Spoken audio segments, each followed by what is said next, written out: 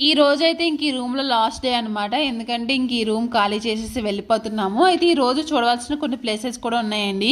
So, అందుకే ఇంక మళ్ళీ రూమ్‌కి రావడం ఎందుకని చెప్పేసి ముందుగానే లగేజ్ అంతా ప్యాక్ చేసుకొని కార్‌లో పెట్టేసుకున్నాము. ఇంక బ్రేక్‌ఫాస్ట్ చేయడానికైతే వచ్చామండి. మీకు ఈ ఏరియా అంతా ముందు షార్ట్ వీడియోస్‌లో అయితే చూపించాను కదా! నైట్ టైం ఎలా ఉన్నదన్నది చెప్పేసి. సో, మార్నింగ్ టైం అయితే ఈ విధంగా అయితే ఉన్నది.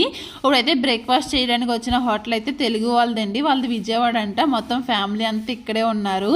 సో, ఇలాంటివి ఏంటంటే ఇక్కడ బాగా ఇష్టంగా తింటారండి. ఇడ్లీ, దోశ, వడ అన్నది బాగా ఇష్టంగా తింటారనమాట. అంటే మన సైడ్ బ్రేక్ఫాస్ట్ బాగుంటుంది కదా, సో అందు గురించి అని వీళ్ళు బాగా తింటారు. నాకు కూడా ఒక కోరిక ఉంది ఇలాంటి బిజినెస్ పెట్టాలని చెప్పేసి, కాకపోతే పిల్లలతో అవ్వట్లేదు. సో మేమైతే ఇడ్లీ, దోశ, వడ అయితే తీసుకున్నామండి. సో తెలుగు వాళ్ళ హోటల్లో బ్రేక్ఫాస్ట్ అయితే చేసిన తర్వాత ఇంక బర్డ్స్ పార్క్ అయితే వచ్చాము.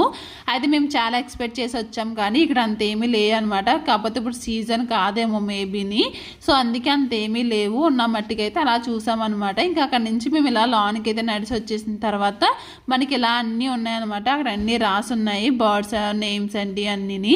కాకపోతే మొత్తం ఇలా పంజరాలన్నీ కొంచెం ఖాళీగా ఉన్నాయన్నమాట. కొన్ని ఎక్కువ ఏంటంటే బాతులు లేకపోతే ఇంకేంటి ఇలాంటి చిలకలు అయితే ఉన్నాయి తప్ప ఇంక మిగతా అయితే ఏమీ లేవు.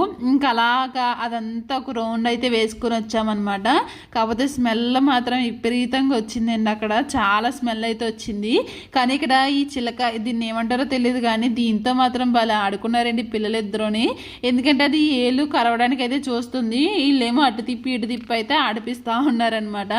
సో బర్డ్స్ పార్క్ అయితే ఈ విధంగా ఉన్నది. నెక్స్ట్ అయితే మేము ఒక ప్లేస్కి అయితే వెళ్ళాము. అది నెక్స్ట్ షార్ట్ వీడియో అయితే అప్లోడ్